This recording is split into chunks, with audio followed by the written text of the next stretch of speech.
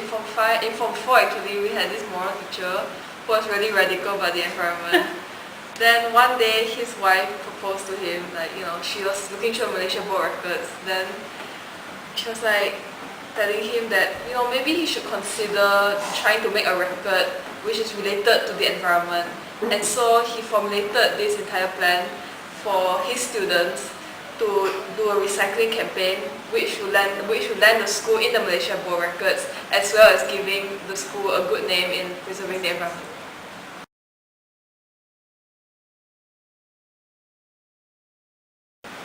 Cikgu Govin, the teacher in charge, actually approached a group of us, Form 4, Form 5 students. And so we set up a committee and basically everything went on from there.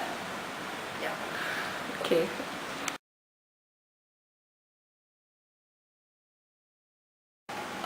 First of all, we started off organizing the project on paper and dividing ourselves into groups to manage each different department of the project. And after that, we got down to action. We campaigned around to collect aluminium cans. We went around the town collecting aluminium cans. Basically, we were collecting aluminium cans from everywhere. And after that, we decided that, we could actually branch it out even further. We could take the lids of these cans and maybe make a separate collection. And our teacher, Cikgu Govin, he suggested that this collection of aluminium tin lids will be donated to a prosthetic society so they can be melted down to make artificial limbs for people who really need them.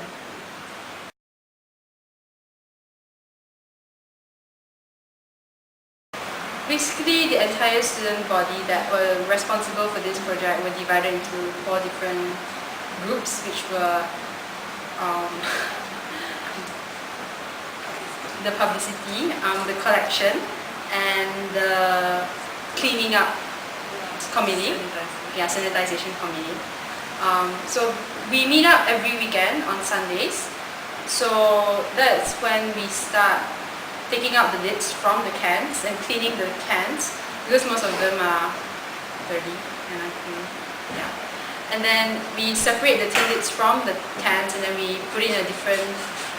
We separate it out, and then the sanitization committee were responsible for cleaning up the tin cans and separating the tin lids.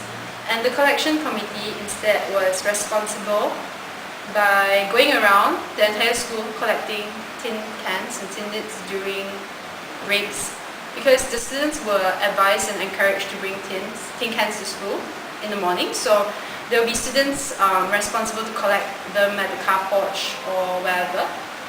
The next committee is the publicity committee, in which many flyers were made, many posters were made, just to get the entire student body to be more responsive and to participate more in this recycling activity, which in fact it does brings out the realization that the environment is under distress. So yeah.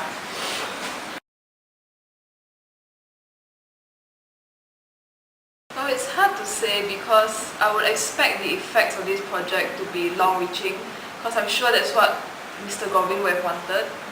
Well, firstly, if we want to talk about short-term effects, immediate effects, I would say that all the students involved they learn the sense of responsibility and accountability for everything that happened in this project.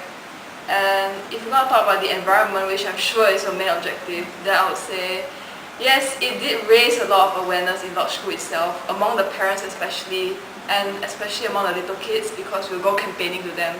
They're the most valuable. Anyway. Yeah, that's besides the point. Now the point is, yes, we now see that Mother Nature is in danger, and recycling is an avenue through which we can help her to regain her beauty and preserve her naturalness.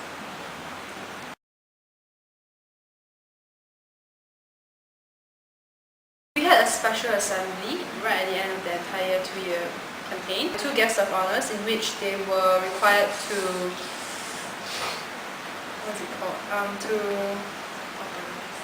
But yeah, to certify the actual record attempt.